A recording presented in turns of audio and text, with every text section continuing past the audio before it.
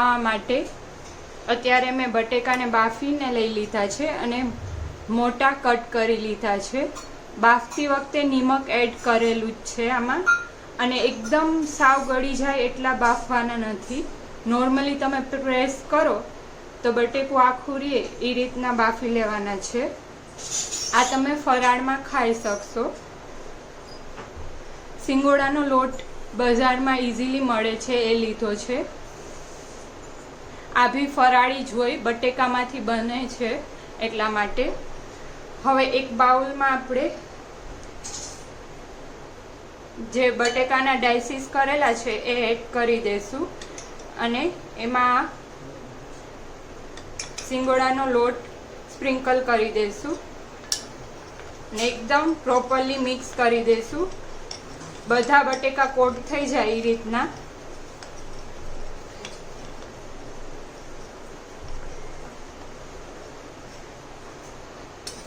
એક કડાઈમાં આપણે તેલ ગરમ થવા મૂકી દીધું છે. હવે તેલ ગરમ થઈ ગયું છે એકદમ, અને જે આ ક્યુબ કરેલા છે આપણે એને એડ કરી દઈશું બટેકાને. થોડો ઉપર લોટ વધારે હોય તો એને નીકાળી લેવાનો. ડીશમાંથી આવી રીતના હલાવશો એટલે વધારાનો લોટ નીકળી જશે અને પછી ફ્રાય કરવાના, જેથી કરીને તેલ બગડે નહીં, બાકી લોટવાળું તેલ થઈ જશે. આ ટેસ્ટમાં બહુ જ ફાઇન લાગશે અને ફટાફટ ફ્રાય બી થઈ જશે, એકદમ ક્રિસ્પી. કેમ કે આપણે ઓલરેડી બટેકાને બાફી લીધા છે એટલા માટે. ફૂલ ગેસે જ આને આપણે ફ્રાય કરવાના છે. 2-3 મિનિટમાં જેટલા બ્રાઉન થવા માંડ્યા છે બટેકા. આમાં અત્યારે હું મસાલો રેગ્યુલર ઘરનો જ યુઝ કરીશ, કેમ કે ફાસ્ટ માટે યુઝ કરવાની છું એટલા માટે. જો તમારે ફાસ્ટ માટે યુઝ ના કરવો હોય તો પેરી પેરી મસાલો ઓલરેડી બજારમાં મળે જ છે, એનો યુઝ કરશો તો બહુ જ ફાઇન ટેસ્ટ આવશે.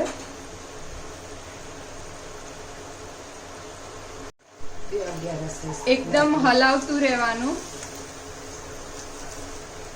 જોઈ શકો છો ક્રિસ્પી થવા માંડ્યા છે. 5 થી 7 મિનિટમાં જ એકદમ ક્રિસ્પી થઈ જશે.